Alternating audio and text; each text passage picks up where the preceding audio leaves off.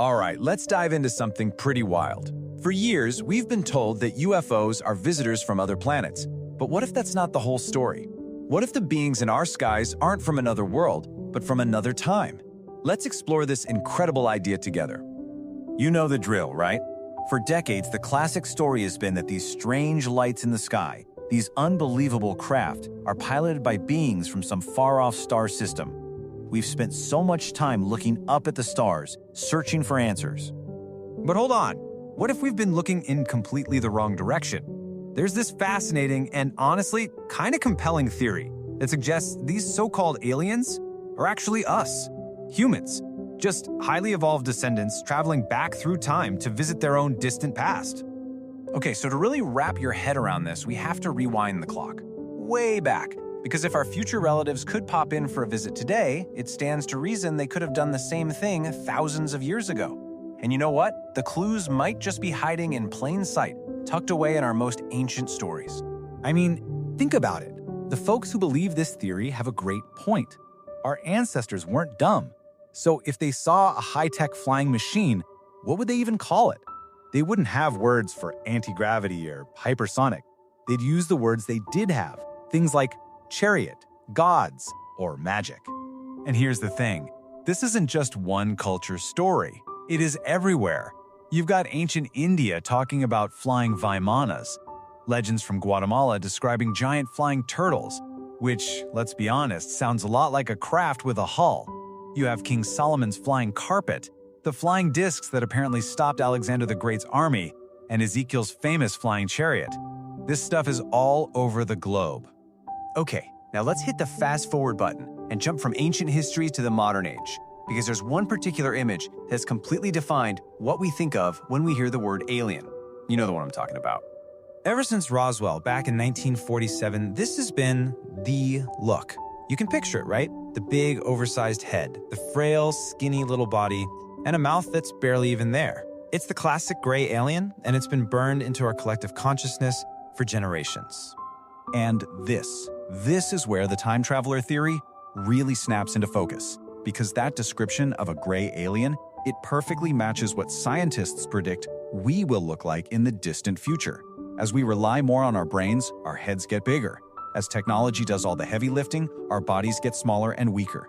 It's like looking at a potential blueprint for our own evolution. Okay, I know what you're probably thinking. This all sounds cool, but time travel? Seriously, isn't that just science fiction? Well, maybe not. The rulebook for how it could actually work might already be written, thanks to the foundations of modern physics. First up is Einstein's theory of special relativity. And this isn't a theory, it's a proven fact. The faster you move through space, the slower time passes for you. So if you had a ship that could get close to the speed of light, it would basically be a one-way time machine. You could take a trip for what feels like a couple of years, but when you get back to Earth, hundreds or even thousands of years could have gone by. Then there's the even wilder concept, wormholes. Think of these as shortcuts through the very fabric of reality. A wormhole wouldn't just get you across the galaxy in a flash. Theoretically, it could connect different points in time, letting you travel both forwards and backwards. And what's so crazy is that these mind-bending ideas seem to pop up in ancient stories all over the world. These time-slip legends all have the same basic plot. A hero goes on a seemingly short trip, but returns to find that decades or even centuries have passed. It's almost like our ancestors were trying to tell us something about the strange nature of time itself. Which brings us to the most important question of all. If these visitors really are our descendants, why? Why would they make such an incredible, dangerous journey back to our time? What could possibly be their mission? Well, one of the most explosive stories to ever come out of the UFO world involves an alleged being held at Area 51, a being they called J-Rod. According to insiders who claimed to work there, J-Rod made a shocking confession. He wasn't from another planet. He was from Earth. Just a very, very different Earth in the distant future. And get this, J-Rod's story was about a massive disaster that forced what was left of humanity to live underground.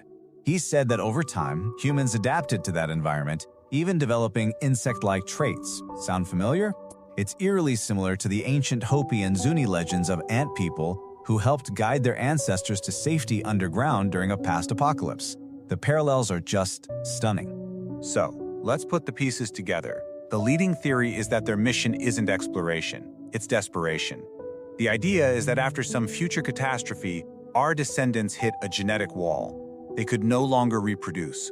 So they're coming back to our time, to us, because we still have the rich, diverse genetic material they need to save their species from going extinct.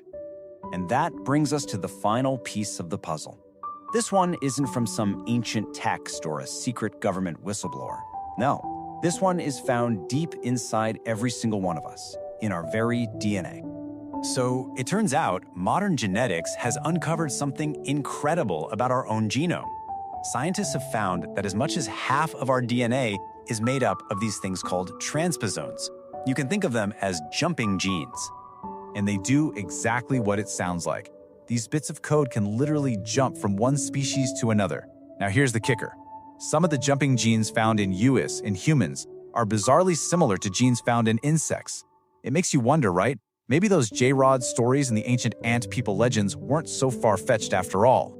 And that leaves us with one last, really chilling thought to chew on.